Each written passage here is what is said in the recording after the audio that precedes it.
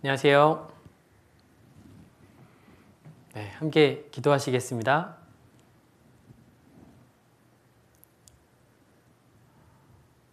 살아계신 우리 아버지 하나님, 죄 가운데 살며 지옥 갈 수밖에 없는 저희 영혼을 주님의 그 크신 사랑으로 구원하여 주신 그 크신 은혜에 감사드립니다. 그 주님의 받은 은혜 무엇으로 보답할 수 없지만 이제 몸된 교회 안에서 주님의 사랑을 실천하고 또 주님께서 맡겨주신 이 교사의 직분을 잘 감당함으로 은혜에 보답하는 삶을 살 수 있게 도와주시옵소서. 주님 다시 오시마 약속하고 가셨습니다. 저희들 주님 오실 날을 예비하며 또 주님께서 기뻐하시는 영혼 전도하는 일과 또 주님의 제자를 양성하는 일에 부족함 없이 쓰임받을 수 있게 도와주옵소서. 이 시간 전체에 교사 교육을 갖습니다. 주 성령께서 함께 해주셔서 지금 이 시대에 꼭 필요한 말씀으로 저희들 교훈하여 주옵소서. 우리를 사랑하시는 예수님의 이름으로 기도드렸습니다. 아멘. 네, 우리 성경 신명기 6장 말씀을 같이 보시겠습니다.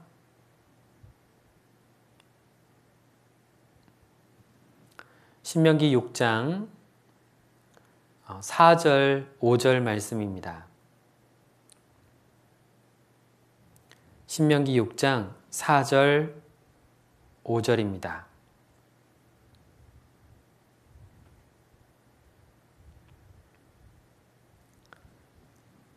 네, 4절과 5절 말씀을 제가 읽겠습니다. 이스라엘아 들으라. 우리 하나님 여호와는 오직 하나인 여호와시니 너는 마음을 다하고 성품을 다하고 힘을 다하여 네 하나님 여호와를 사랑하라. 네,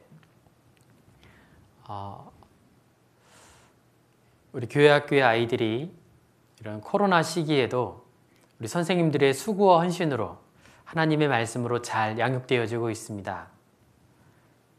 장기화되면서 부모님이나 또 아이들이나 또 선생님들에게도 많이 힘들어져 가는 시기가 되고 있습니다.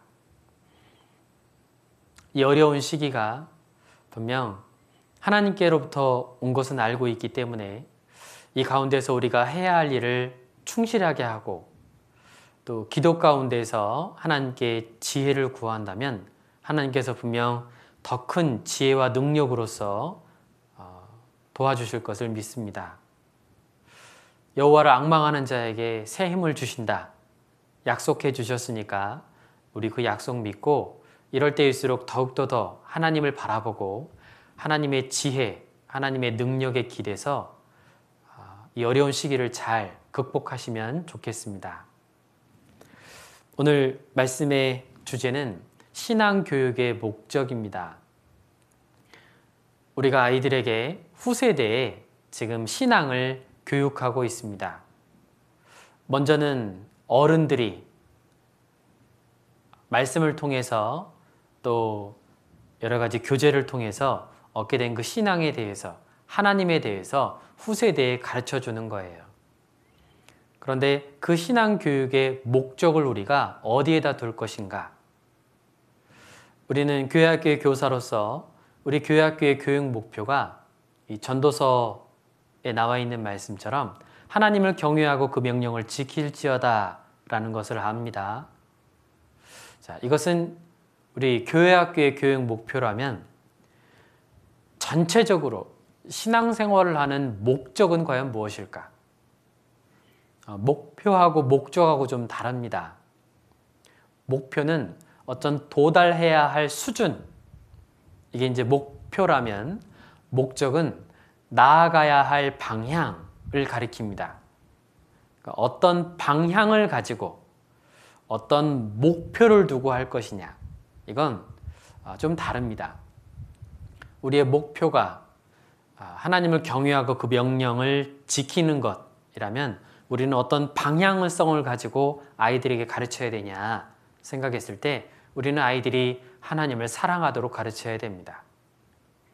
모든 우리에게 가르침의 목적은 이 아이들이 하나님을 사랑하고 이웃을 사랑하는 거예요. 지금 읽은 신명기 6장 4절과 5절 말씀은 잘 아시는 말씀일 겁니다. 쉐마라고 알려져 있는 바로 이스라엘 사람들이 지금까지도 정말로 가장 중요한 말씀으로서 알고 있는 말씀이죠. 예수님께서도 이 말씀을 그대로 인용하셨는데 한 율법사가 가장 큰 계명이 무엇입니까? 라는 질문에 대해서 바로 지금 읽은 신명기 6장 5절 말씀을 그대로 예수님께서 인용하셨습니다. 마음을 다하고 목숨을 다하고 뜻을 다해서 성품을 다해서 내 하나님 여호와를 사랑하라. 이게 크고 첫째 되는 계명이다. 구약에 있는 많은 율법과 규례들, 그것들에 대해서 종합해 보면 바로 하나님을 사랑하라. 이것이 율법과 선지자의 강령이니라. 자, 가장 큰 계명을 그렇게 말씀하셨습니다.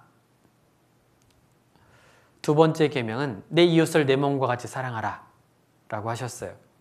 결국 사랑하라는 겁니다. 하나님을 사랑하고 이웃을 사랑하라는 거예요. 우리 아이들이, 우리 교회학교의 아이들이 자라서 결과적으로 하나님을 사랑하고 이웃을 사랑한다면 그러면 우리의 교육의 목적을 이룬 겁니다. 그런데 아주 조심스럽지만 아이들이 잘해요. 성실하고 또 착하고 동정심도 있고 공부도 열심히 합니다. 부모 말씀 잘 들어요. 그런데 하나님을 사랑하지 않아요. 그러면 가장 중요한 것을 지금 놓친 겁니다. 때로는 부족할 수 있지만 이 아이들이 정말로 하나님을 사랑하는 마음이 있다면 그러면 지금 올바른 방향으로 가고 있는 겁니다. 교회학교의 가장 최종에는 고등부가 있죠. 고등부의 교육 목표는 하나님의 선한 일에 봉사하게 한답니다. 아이들이 하나님의 선한 일에 봉사합니다. 고등부를 졸업하고 나서 또는 고등부 자체 내에서도 봉사할 수 있는 기회가 있다면 봉사를 하게 될 텐데 그 봉사를 하는데 하나님을 사랑하지 않고 봉사할 수도 있습니다. 과거의 경험이 그럴 수 있다는 걸 가르쳐 줍니다. 그리고 조금 조심스럽지만 구원받지 않고도 하나님의 존재에 대한 믿음도 없는 사람들이라 할지라도 열심히 봉사하는 사람 많습니다. 사랑하지 않고도 봉사할 수 있다는 거예요. 복받기 위해서, 자신의 만족을 위해서, 어떤 관계를 위해서, 자신의 이익을 위해서 봉사할 수도 있습니다. 그런데 봉사의 근간에 무엇이 있어야 되냐면 사랑이 있어야 돼요. 사랑하면 봉사하게 되어 있습니다. 우리의 고등부의 교육 목표가 하나님의 선한 일에 봉사하게 한다인데 그 봉사하는 마음의 근간에 무엇이 있어야 되냐면 사랑이 있어야 되는 거예요. 우리 선생님들이 분반 아이들을 살펴보면서 유의 깊게 살펴보아야 할 두 가지가 있다면 하나는 이 아이에게 마음에 하나님을 경외함, 때로는 하나님을 두려워하는 마음이 있는지 살펴보셔야 되고 그리고 또 한 가지는 이 아이가 정말로 하나님을 사랑하는지 유의 깊게 살펴보셔야 됩니다. 왜냐하면 지금 우리가 가르치는 대부분의 아이들이 2세대, 3세대들입니다. 즉 부모님들이 구원을 받고 이 아이들을 어렸을 때부터 교회당에 데리고 온 아이들이에요. 그러다 보니까 그냥 부모님이 하는 것을 따라하는 것일 수 있고 그냥 배웠으니까 가르친 것 그대로 할 수 있어요. 그것은 나중에 가면 드러나게 될 겁니다. 청년에 올라가거나 아니면 어려운 일이 닥쳤을 때 굳이 청년회까지 안 올라가더라도 초등부에서 중등부 올라갈 때나 중고등부에서 청년에 올라갈 때 이럴 때 드러나게 돼 있습니다. 이 믿음은 드러나게 돼 있어요. 하나님에 대한 사랑도 드러나게 돼 있습니다. 그래서 아직 우리 부모님의 품 안에 있을 때, 선생님들의 그 품 안에 있을 때 이 아이들의 신앙에 대해서 깊이 살펴볼 필요가 있어요. 이 아이들이 제 시간에 출석하고, 이 아이들이 어른을 공경하고 인사 잘하고 머릿돌 잘해오고 참빛 잘해온다고 만족할 게 아닙니다. 이 아이의 마음속에 진정으로 하나님을 경외하는 마음과 진정으로 하나님을 사랑하는 마음이 없이도 할 수도 있기 때문에 그것이 있는지를 유익 있게 살펴보고, 만약에 그러한 모습이 드러나지 않는다면 기도해 주셔야 됩니다.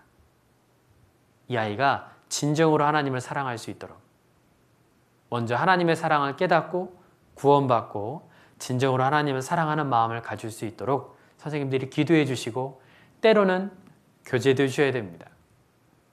가르쳐 주셔야 됩니다. 몰라서 그럴 수 있습니다. 마치 그냥 자신이 하는 것이 사랑으로 사랑에 대체될 수 있는 걸로, 마치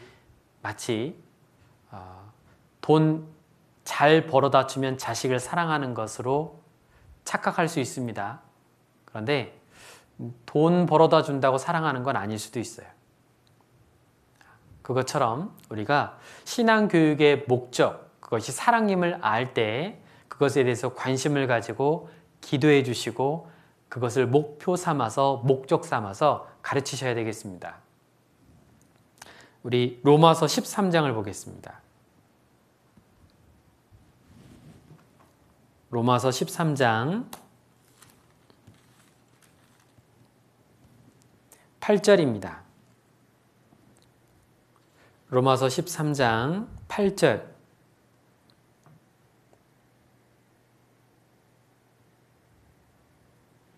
네, 8절 제가 읽겠습니다. 피차 사랑의 빛 외에는 아무에게든지 아무 빛도 지지 말라. 남을 사랑하는 자는 율법을 다 이루었느니라. 간음하지 말라, 살인하지 말라, 도적질하지 말라, 탐내지 말라 한 것과 그 외에 다른 계명이 있을지라도 내 이웃을 내 자신과 같이 사랑하라 하신 그 말씀 가운데 다 들었느니라. 사랑은 이웃에게 악을 행치 아니하나니 그러므로 율법은 사랑의 완성이니라. 사랑은 율법의 완성이니라. 자, 여기 로마서 13장에 보면 사도 바울께서 로마에 있는 성도들에게 보내는 서신에 특별히 13장은 크게 두 부류로 나눠집니다. 두 부분으로. 앞에 있는 1절부터 7절까지는 구원받은 그리스도인들, 천국 백성, 하나님 나라의 시민이 된 사람들은 이 세상의 법을 어떻게 해야 하는가에 대해서 답을 해주고 있고, 그리고 지금 읽은 8절부터 10절까지의 말씀에서는 이 천국 시민이 된 사람들은 이 세상에 있는 사람들을 어떻게 대해 주어야 하는가에 대해서 답을 주고 있습니다. 앞에 있는 답은 아시는 것처럼 우리가 천국 백성이지만 이 세상에 있는 권세들도 하나님께서 주신 거기 때문에 그 세상에 있는 권세에 굴복하라. 그리고 8절부터 10절까지의 말씀에서는 이웃 간의 관계에 있어서 그리스도인들은 사랑해야 한다. 이웃에게 죄를 범치 않는 범위가 아니라, 폐를 끼치지 않는 범위가 아니라 사랑하라 라고 이렇게 그 수준을 적극적으로 사랑을 표현할 것까지 말씀하고 있는 거예요. 특별히 8절에 보면 남을 사랑하는 자는 율법을 다 이루었느니라. 자, 이 말씀을 보십시오. 사랑하는 자는 율법을 다 이루었느니라. 이 말씀이 이렇게 해석할 수도 있죠. 사랑하면 굳이 다른 율법을 지키지 않아도 된다. 왜냐하면 사랑하는 것은 율법을 다 이룬 거기 때문에. 자, 이렇게 해석한다면 그건 뭔가 오해하고 있는 겁니다. 잘못된 해석입니다. 잘못된 그런 해석입니다. 지금 이것도 잘못된 해석인데, 율법을 지키면 사랑하는 것인가? 그렇지 않습니다. 앞에서 말씀드린 것처럼 율법을 지키더라도 사랑하지 않고도 지킬 수 있습니다. 주변에서 볼 수 있습니다. 저도 그랬던 적이 있습니다. 이 말씀의 본뜻은 이 구절을 통해서 알 수 있는데요. 간음하지 말라, 살인하지 말라, 도적질하지 말라, 탐내지 말라 한 것과 그 외에 다른 계명이 있을지라도 내 이웃을 내 자신과 같이 사랑하라 하신 그 말씀 가운데 다 들었느니라. 즉 사랑하라 하신 말씀 가운데 그 안에 이것들을 다 포함하게 된다는 거예요. 그래서 뒤에 10절에 보면 사랑은 이웃에게 악을 행치 아니하나니 그러므로 사랑은 율법의 완성이니라. 사랑하면 이웃에게 악을 행치 않게 된다. 그러니까 율법을 사랑이 이렇게 포함하고 있는 거죠. 사랑하면 이것들을 하지 않을 수 있다라고 이렇게 말씀하고 있는 겁니다. 우리가 대표적으로 십계명을 보면 하나님을 사랑하고 이웃을 사랑하라 라고 이렇게 십계명을 크게 두 부분으로 나눌 수 있습니다.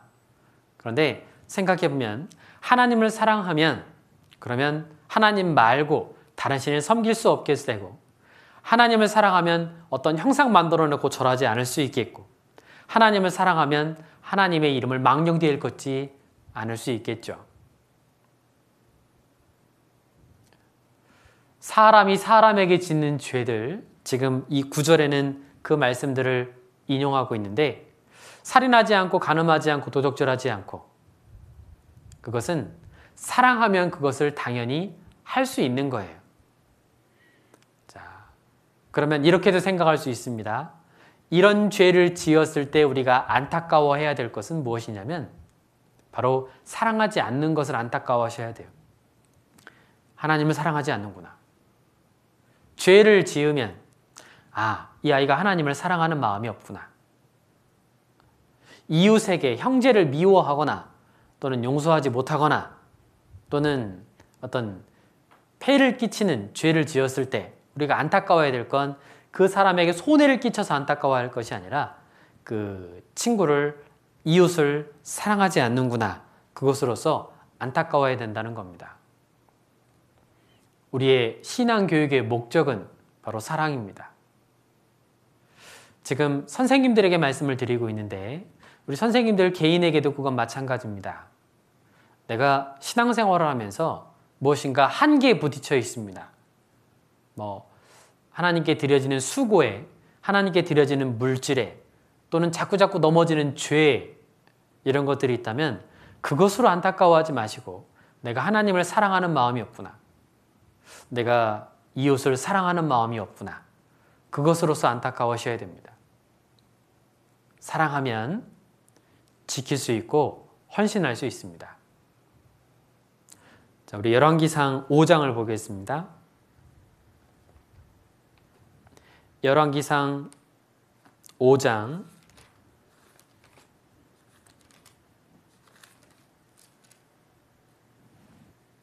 1절입니다. 열왕기상 5장 1절.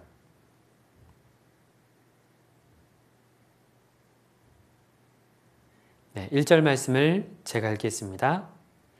솔로몬이 기름 부음을 받고 그 부친을 이어 왕이 되었다 함을 두로 왕 히람이 듣고 그 신복을 솔로몬에게 보내었으니 이는 히람이 평일에 다윗을 사랑하였음이라. 자, 여기 한 사람이 나옵니다.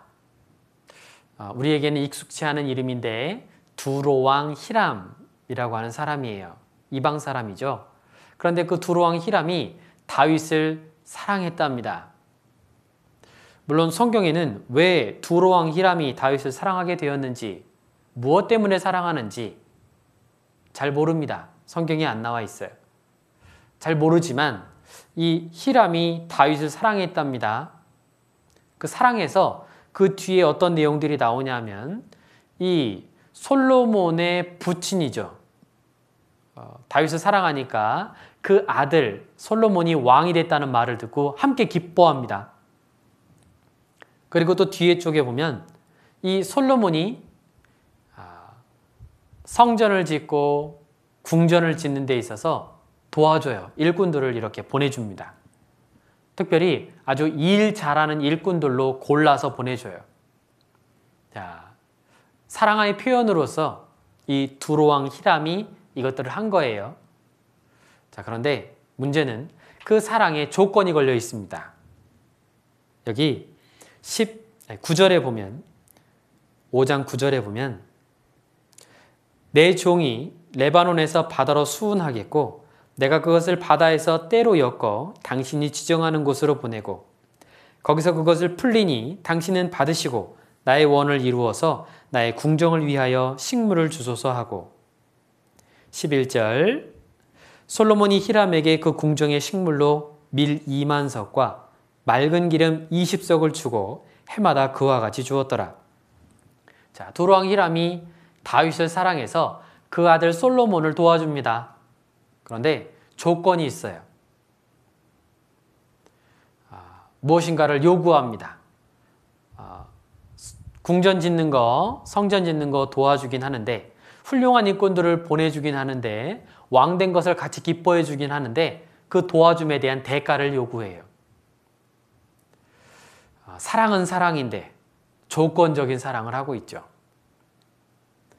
우리 신앙생활 가운데 이런 모습이 있을 수 있습니다. 제가 이것을 하니까 그러니까 하나님 제 기도 들어주세요. 제가 이것을 할 테니까 해주셔야 됩니다. 예를 들어 보겠습니다. 이 교회학교 선생님들 중에 아마 직장을 준비하는 분들이 계실 겁니다. 직장을 준비하는데 제가 교회학교 교사를 할 테니까 시간도 쓰고 물질도 쓰고 재능도 쓸 테니까 하나님 저 이 시험 합격하게 해주세요. 뭔가 조건을 다는 신앙이 있을 수 있어요. 그런데 진정한 사랑에는 조건이 없습니다. 마치 부모가 자녀를 사랑함에 있어서 조건이 없는 것처럼 진정한 사랑에는 주고 또 주고 또 주는데 더 못 줘서 안타까워하는 그게 진정한 사랑입니다. 대가를 바라지 않고 하는 사랑. 이 말씀에 보면 이 두로왕 히람은 조건이 달린 신앙, 조건이 달린 사랑을 하고 있죠. 우리 아이들에게도 이런 모습이 있을 수 있습니다. 나중에 자신이 원하는 시험에 합격하지 못하거나 또 생각지 못한 어려움이 닥칠 때 그때 하나님을 떠날 수 있어요. 조건적인 사랑이었기 때문에. 우리가 봉사를 하면서 꼭 갖고 있어야 될 마음가짐은 그리고 내가 봉사를 하면서 혹시라도 마음에 좀 문제가 되거나 지쳐가고 있다면 이것을 살펴보십시오. 요한복음 21장입니다. 요한복음 21장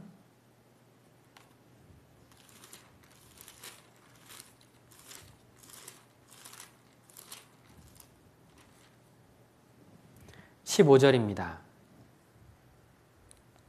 15절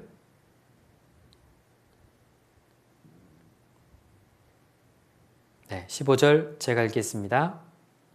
저희가 두 번 먹은 후에 예수께서 시몬 베드로에게 이르시되 요한의 아들 시몬아 네가 이 사람들보다 나를 더 사랑하느냐 하시니 가로되 주여 그러하외다. 내가 주를 사랑하는 줄 주께서 아시나이다. 가라사대 내 어린 양을 먹이라 하시고.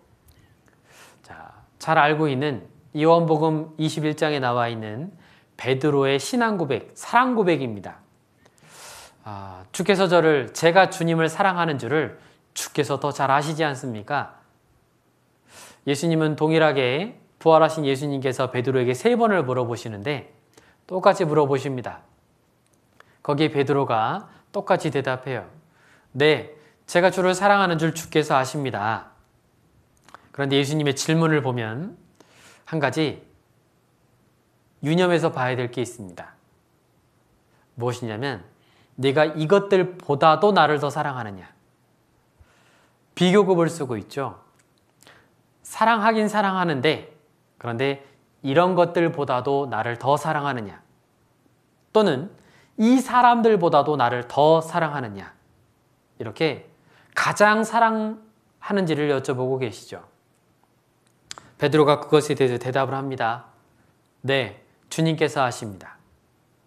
그런데 예수님께서 그 베드로의 사랑 고백에 무엇으로 응답하시냐면 내 양을 치라, 내 양을 먹이라, 이렇게 예수님께서 양들을 맡겨주실 것을 말씀하고 있어요.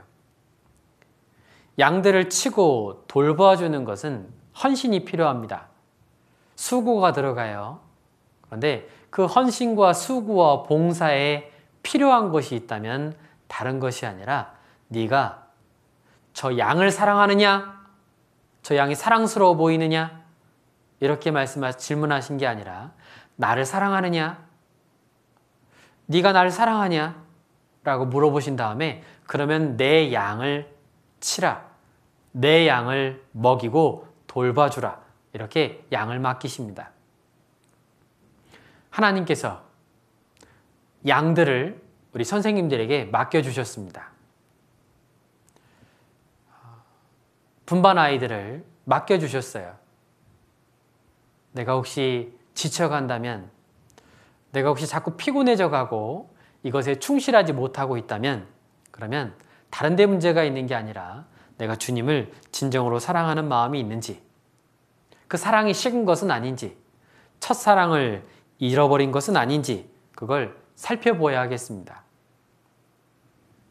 그 뒤에 18절에 보면 젊어서는 내가 스스로 띠띠고 원하는 곳으로 다녔거니와 늙어서는 내 팔을 벌리리니 남이 내게 띠띠우고 원치 아니한 곳으로 데려가리라.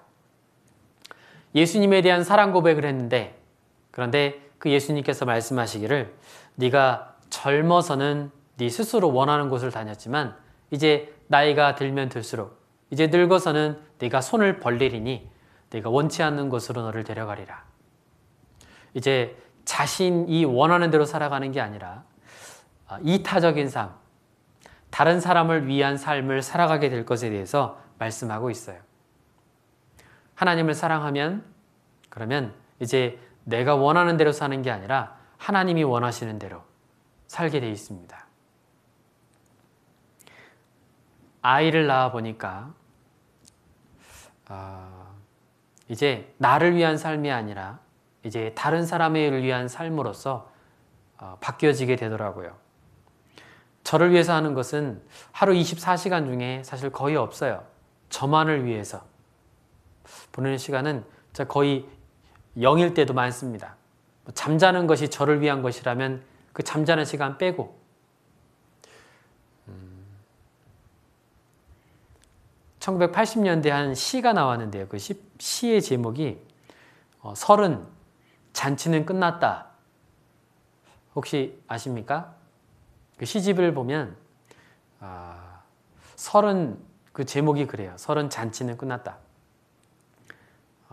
생각해 보니까, 진짜 돌아보니까 결혼하기 전 그때까지가 내가 원하는 대로 삶을 사는 거였다면 그 이후에 결혼한 이후에는 이제 배우자와 태어난 아이들과 그리고 그 이후에 다른 어떤 이웃들과 형제 자매를 위한 삶으로서 거의 채워지더라고요. 그것이 결코 후회되거나 또는 불만이 있는 건 아닙니다. 불평하는 게 아니에요. 좋습니다. 나를 위한 삶이 없어지고 이제 이웃과 아내와 아이들과 하나님을 위한 삶으로서 내 인생이 온전히 드려지는 것에 대해서 결코 불평이나 불만이 생기는 건 아닙니다. 힘들지만 기쁨이 있습니다. 사랑하면 그러면 그 사랑은 헌신으로서 드러나게 돼 있습니다. 헌금에 대해서 말씀드리자면 헌금하지 않아서 문제가 되는 게 아닙니다. 헌금을 안 해서 문제가 되는 게 아니라 왜 헌금을 안 하냐면 그 물질을 하나님보다 더 사랑하기 때문에 문제가 됩니다. 헌금하지 않아서 문제가 되는 게 아닙니다. 믿음이 없기 때문에 문제가 되는 겁니다. 물질을 하나님께 드리면 시험하여 보라고 말씀하셨죠. 드리면 그러면 채워주시리라. 시험해봐라. 약속하셨는데 그 약속을 믿지 못하는 것이 그게 안타까운 거예요.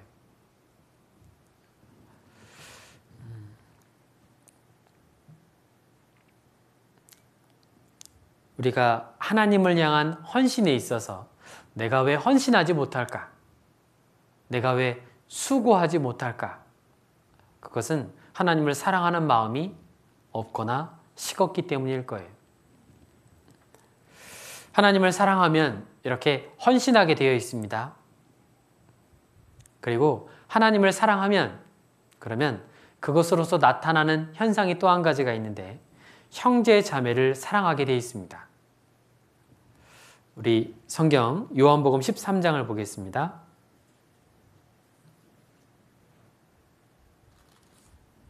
요한복음 13장 34절입니다.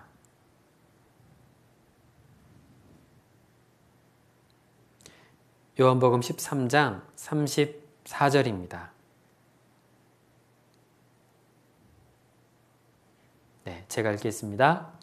새 계명을 너희에게 주노니 서로 사랑하라. 내가 너희를 사랑한 것 같이 너희도 서로 사랑하라. 너희가 서로 사랑하면 이로써 모든 사람이 너희가 내 제자인 줄을 알리라. 자, 여기 요한복음 13장에 보면 새 계명을 너희에게 주노니 서로 사랑하라. 너희가 서로 사랑하면 사람들이 너희가 내 제자인 줄을 알리라. 하나님의 사랑을 받은 사람, 그 사람들은 형제 자매를 사랑할 수 있게 됩니다. 내가 형제 자매를 용서하지 못하는 것이 있다면, 누군가를 아주 심하게 미워하는 것이 있다면, 그러면 내가 사랑하지 않는 것으로 안타까워하셔야 돼요. 사랑하면 용서할 수 있습니다. 요한일서 5장입니다. 요한일서 5장.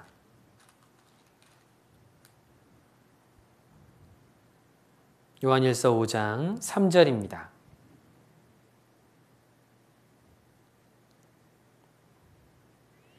네, 제가 읽겠습니다. 하나님을 사랑하는 것은 이것이니 우리가 그의 계명들을 지키는 것이라. 그의 계명들은 무거운 것이 아니로다. 자, 여기 사랑하면 그러면 그 계명을 지킬 것이다 라고 이렇게 말씀하고 있죠. 계명을 지키지 않는 것, 하나님의 율법을 지키지 않는 것으로 안타까워할 것이 아니라 우리가 하나님을 사랑하지 않는 것으로 안타까워해야 해요. 여기 말씀에 되어 있죠. 사랑하면 그러면 우리가 그 계명을 지키게 될 것이다. 그 계명들은 무거운 것이 아니다. 하나님의 법을 무겁게 여기는 분들이 계십니다. 그런데 사실 사랑하면 그러면 그 계명이 절대 무겁다고 느껴지지가 않아요. 우리 조금 전에 용서에 대해서 잠깐 생각해 봤는데요. 하나님을 사랑하면 그러면 이웃을 사랑할 수 있습니다. 상담을 할 때 어떤 한 형제님이나 자매님에 대해서 용서하지 못하겠다고 하시는 분들이 계세요. 그러면서 그 형제 자매의 잘못된 것을 막 이야기하십니다. 그런데 사실 용서하지 못하는 이유는 그 사람의 큰 잘못이 문제가 있는 게 아니라 내가 사랑이 없는 거가 문제예요. 사랑은 허다한 허물을 덮습니다. 그러니까 기도해야 될 건 그 사람의 행동의 변화를 위해서 기도할 게 아니라 사실 먼저는 나에게 사랑 없음을 기도해야 되겠죠. 하나님을 사랑하면 전도하게 되어 있습니다. 그러니까 전도를 하지 않는 것으로 안타까워할 것이 아니라 내가 왜 전도를 하지 않는가? 그것은 그 영혼을 사랑하는 마음이 없는 거예요. 역시 기도를 할 때 내가 전도하지 못하는 것으로서 기도하지 마시고 내가 그 이웃을, 내가 그 사람을 사랑할 수 있도록 그렇게 기도하셔야 됩니다. 그러면 전도하게 되어 있습니다. 전도는 열매입니다. 전도는 결과입니다. 사랑하면 하게 되어 있습니다. 사랑하면 기도하게 되어 있고 사랑하면 말씀을 가까이 할 수 있게 돼 있습니다. 우리가 전도해라, 말씀 가까이 해라, 기도해라, 말씀에 순종해라, 이것저것 가르칩니다. 용서해라, 가르칩니다. 그런데 사랑하면 그 사랑의 결과로서 이런 것들을 다 할 수 있게 됩니다. 우리가 궁극적으로 기도해야 될 제목이 바로 사랑이라는 거예요. 자, 그러면 이걸 생각해 보겠습니다. 우리가 그러면 사랑하려면, 지금 사랑해야 합니다 라는 것에 대해서 배워봤습니다. 사랑해야 됩니다. 신앙교육의 목적은 바로 사랑입니다. 하나님을 사랑하고 이웃을 사랑하는 겁니다. 그러면 사랑하려면 어떻게 해야 될까요? 우리 성경 고린도후서 5장을 보겠습니다. 고린도후서 5장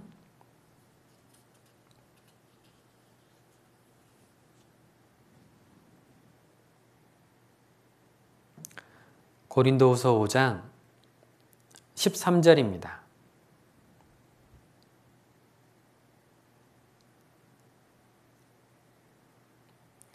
제가 읽겠습니다. 우리가 만일 미쳤어도 하나님을 위한 것이요 만일 정신이 온전하여도 너희를 위한 것이니 그리스도의 사랑이 우리를 강권하시는도다. 우리가 생각건대 한 사람이 모든 사람을 대신하여 죽었은즉 모든 사람이 죽은 것이라. 자, 지금 바울이 교회와 또 하나님을 위해서 헌신할 수 있었던 이유에 대해서 설명하고 있습니다. 사도 바울께서 특별히 이 고린도 교회 또 1, 2, 3차의 전도 여행을 통해서 자신의 목숨도 아까워하지 않고 그렇게 헌신할 수 있었던 것은 무엇이냐면 14절에 바로 그리스도의 사랑이라고 말씀하고 있습니다. 사랑하기 위해서 먼저 그 그리스도의 대속의 사랑을 먼저 깨닫는 것이 먼저예요. 그 뒤에 보면 우리가 생각건대 한 사람이 모든 사람을 대신하여 죽었은즉 모든 사람이 죽은 것이라. 자, 그리스도의 사랑, 자, 그것이 마음에 깨달아지게 되면 그러면 사랑할 수 있게 됩니다. 하나님의 사랑에 이끌림을 받게 돼요. 사도 바울뿐 아닙니다. 사도들, 그 사도들이 자신의 삶을 송두리째 내어드릴 수 있었던 이유는 무엇이냐면 바로 사랑이 있기 때문이에요. 하나님의 그 사랑에 감동하였기 때문에 그들이 그렇게 살 수 있었던 겁니다. 그리스도인들의 신앙생활의 원동력도 마찬가지입니다. 바로 그리스도의 사랑이에요. 그리스도의 사랑을 먼저 깨달아야 그래야만 사랑할 수 있게 됩니다. 구원받지 않은 사람이 하나님을 사랑하는 것이 사실 불가능해요. 요한일서 4장 19절에 보면 우리가 사랑함은 그가 먼저 우리를 사랑하셨습니다. 즉 우리가 사랑함은 그가 먼저 우리를 사랑하셨습니다. 그가 먼저 우리를 사랑한 것에 대해서 깨달음이 있어야 구원을 받아야 사랑할 수가 있게 되는 거예요. 사랑하기 위해서 먼저 구원을 받아야 하겠습니다. 하나님의 사랑을 먼저 깨달아야 돼요. 두 번째는 우리 디모데전서 1장입니다. 디모데전서 1장.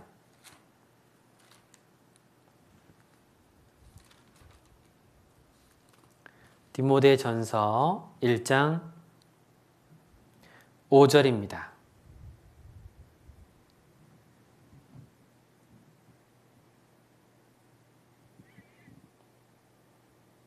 디모데전서 1장 5절. 네, 제가 읽겠습니다.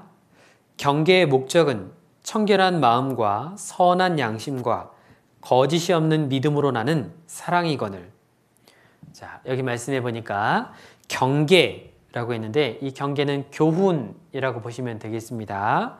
교훈, 즉 가르치는 목적은 청결한 마음, 선한 양심, 거짓이 없는 믿음으로서 나타나는 사랑이거든. 즉 교훈하고 가르치고 경계하는 목적은 무엇이냐면 바로 사랑이랍니다. 자, 그런데 사랑이 어디에서 나나 보십시오. 믿음으로 나는 사랑이거늘 이라고 했는데 이 사랑이 어디에서 나냐, 어디에서 나오냐 세 가지를 말씀하고 있는데 먼저는 청결한 마음이랍니다. 청결한 마음에서 나오는 사랑. 자, 이 청결한 마음의 반대는 더러운 마음이겠죠. 더러운 마음에서 사랑이 나올 수가 없습니다.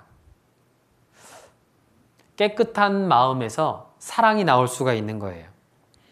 악을 버리고 그리고 물로 씻는 것 같이 말씀으로 깨끗하게 돼야 돼요. 그러면 하나님을 사랑할 수 있습니다. 거기에서 사랑이 나올 수가 있어요. 또 뒤에 보면 선한 양심으로 나는 사랑이 라고 할 수 있겠죠. 선한 양심에서 사랑이 나옵니다. 무딘 양심이나 화인 맞은 양심에서는 절대 사랑이 나올 수가 없어요. 이웃을 사랑하는 마음, 그건 선한 양심으로부터 나옵니다. 그리고 세 번째는 거짓이 없는 믿음, 즉 순수하고 깨끗한 믿음, 섞인 것이 없는 순수한 믿음, 그 거짓이 없는 믿음으로부터 사랑이 나와요. 이 세 가지의 것, 청결한 마음, 선한 양심, 거짓이 없는 믿음에서 나는 사랑이거늘. 자, 여기에서부터 사랑이 나올 수 있다고 말씀하고 있기 때문에 우리가 청결한 마음을 갖기 위해서 또 선한 양심을 갖기 위해서 거짓이 없는 믿음을 갖기 위해서 우리는 노력해야 됩니다. 자, 우리가 사랑을 어떻게 하면 가질 수 있는지, 어떻게 하면 사랑할 수 있는지에 대해서 같이 배워보고 있습니다. 자, 교육의 목적이 사랑인데 그 사랑을 어떻게 가질 수 있을까? 어떻게 하면 사랑할 수 있을까? 먼저는 사랑을 깨달아야 되고 그리고 여기 있는 말씀처럼 청결한 마음과 선한 양심과 거짓이 없는 믿음으로써 사랑이 나옵니다. 우리가 사랑을 할 수 있는 또 한 가지의 것은 어디에 있냐면 바로 기도에 있습니다.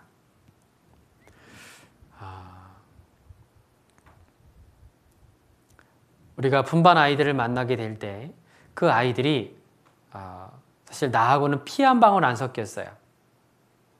그런데 그 아이들의 하는 행동 또한 별로 사랑스럽지가 않을 수도 있습니다. 그때 우리는 하나님께 기도해야 합니다. 이 사랑이라고 하는 것은 내가 스스로 만들어낼 수 있는 게 아니에요. 내 속의 사랑이 사실 창조되어지는 게 아닙니다. 사랑은 성령의 은사예요. 성령의 은사란 구원받은 사람에게 성령님께서 오시는데 이 성령님께서 주시는 선물의 한 가지가 바로 사랑입니다. 우리 고린도전서 13장을 보겠습니다. 고린도전서 13장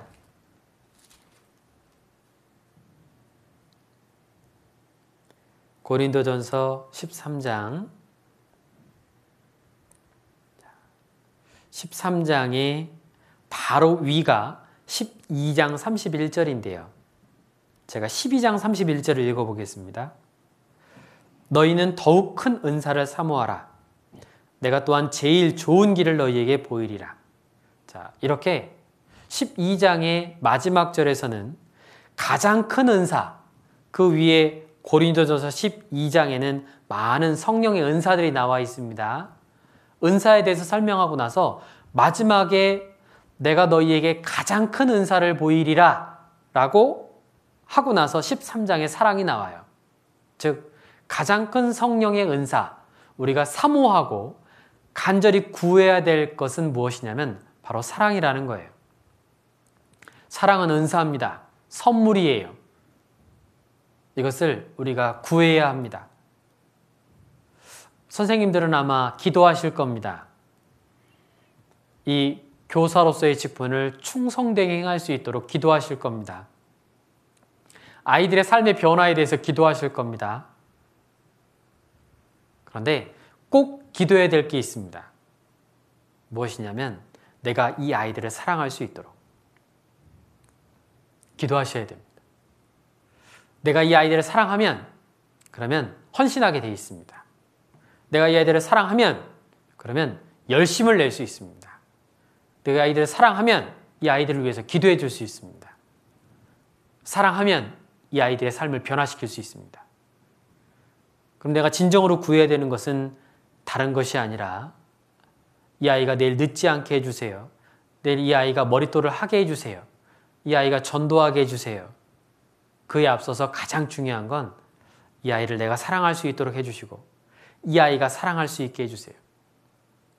하나님과 이웃을 사랑할 수 있게 해주세요.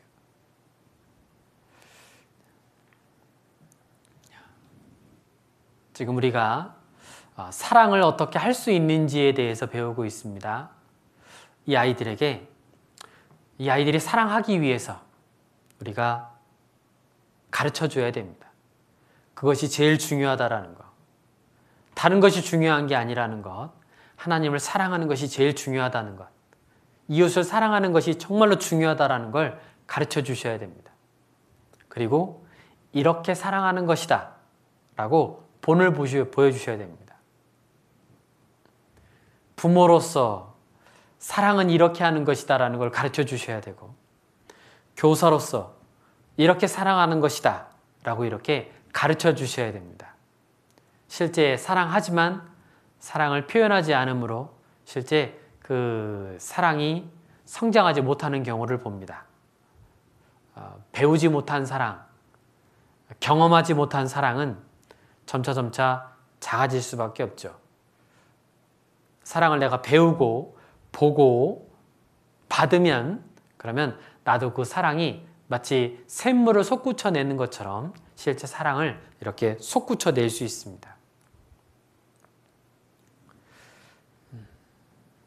사랑은 있으면 좋고 없으면 어쩔 수 없는 것이 아닙니다. 사랑은 가장 중요한 겁니다. 성경 교육의 가장 큰 핵심은 사랑입니다. 우리 요한계시록 2장을 보겠습니다.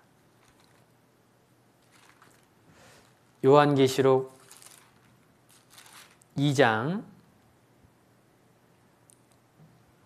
4절 5절입니다. 요한계시록 2장 4절 5절. 네, 제가 읽겠습니다. 그러나 너를 책망할 것이 있나니 너의 처음 사랑을 버렸느니라. 그러므로 어디서 떨어진 것을 생각하고 회개하여 처음 행위를 가지라. 만일 그리하지 아니하고 회개치 아니하면 내가 네게 임하여 네 촛대를 그 자리에서 옮기리라. 자, 여기 에베소 교회. 자, 에베소 교회는 잘 아실 겁니다. 사도 바울께서 3차 전도 여행 때 대부분의 시간을 에베소에서 보냈죠. 이 두란노 서원에서 계속적으로 가르칩니다. 여기에서 소아시아의 많은 7개의 교회, 그 외에 많은 교회들이 탄생하게 됩니다. 자, 이 소아시아 전도의 어찌 보면 전초 기지와도 같은 이 에베소 교회. 그 에베소 교회가 2절부터 보면 참 많은 칭찬을 받아요. 그런데 성령님의 역사, 자, 촛대가 옮겨질 수도 있답니다. 빨리 회개하랍니다. 무엇을 회개하냐면 처음 사랑을 버린 것에 대해서. 사랑을 과거에 했었었는데 그런데 사랑은 온데간데 없고 2절에 보니까 내 행위, 수고, 인내, 악한 자를 용납지 않은 것, 사도라 하되 아닌 자들을 시험하여 거짓된 것을 드러낸 것, 참는 것, 견딘 것, 게으르지 아니한 것. 자, 많은 것들을 칭찬했습니다. 그런데 안타깝게도 사랑은 안 했어요. 처음 사랑을 버렸습니다. 사랑하지 않고도 이런 것들을 할 수 있다는 거예요. 신앙생활을 오래 하게 될 때 우리가 익숙해진 신앙생활 가운데 사랑을 하지 않고 익숙해진 어떤 습관처럼 할 수 있습니다. 그건 우리 아이들도 마찬가지입니다. 어렸을 때부터 자라온 이 아이들이, 교회 안에서 자라온 아이들이 사랑하지 않고 아침에 늦지 않게 출석하고, 사랑하지 않고 기도하고, 사랑하지 않고 찬양하고, 사랑하지 않고 말씀 듣고, 사랑하지 않고 찬빛 머릿돌 해갖고 오고, 사랑하지 않고 청소하고, 사랑하지 않고 헌금할 수 있습니다. 사랑하지 않고 죄지 안 지을 수도 있어요. 그런데 회개하라 합니다. 처음 사랑 버린 것에 대해서 회개하지 않으면 그러면 내 촛대를 옮기리라. 하나님의 역사가 그친다는 뜻입니다. 교회에 더 이상의 성령의 역사가 사라질 때, 나타나지 않을 때, 개인적으로 더 이상 성령의 역사가 나타나지 않을 때, 언제냐면 첫사랑을 버릴 때, 사랑하지 않을 때. 사랑은 그만큼 중요한 겁니다. 우리가 사랑에 대해서 배우고 있습니다. 사랑은 근본입니다. 근원. 모든 것들의 신앙생활의 근원은 사랑입니다. 그 사랑으로부터 모든 것들이 다 나오게 되는 거예요. 이제부터 우리는 기도해야 할 제목을 가져갑니다. 하나님을 사랑하고 이웃을 사랑할 수 있게 해주세요. 그리고 내가 맡겼던 이 아이들 사랑할 수 있게 해주세요. 그리고 저 아이들의 마음에도 하나님을 사랑하는 마음과 이웃을 사랑하는 마음을 주십시오. 그러면 그것으로서 됐습니다. 사랑이 이 안에, 불길이 이 안에 심겨지면, 그러면 이제 이 아이들의 그 사랑이 변화시킬 겁니다. 하나님을 사랑함으로 변화되는 삶을 살고 이웃을 사랑함으로 변화되는 삶을 살아갈 수 있게 될 거예요. 한 가지만 더 말씀을 드립니다. 우리 고린도전서 1장을 보겠습니다. 고린도전서 1장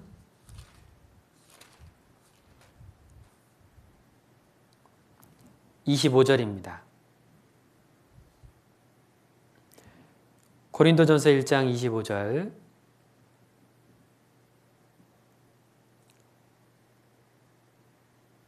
네, 제가 읽겠습니다. 하나님의 미련한 것이 사람보다 지혜 있고 하나님의 약한 것이 사람보다 강하니라. 네, 얼마 전에 말씀을 준비하면서 참 보화와 같은 그런 말씀을 하나를 얻었습니다. 그 위에 21절에 이 말씀에 대해서는 암송하고 있었는데, 여기 25절, 하나님의 미련한 것이 사람보다 지혜롭고 하나님의 약한 것이 사람보다 강하니라.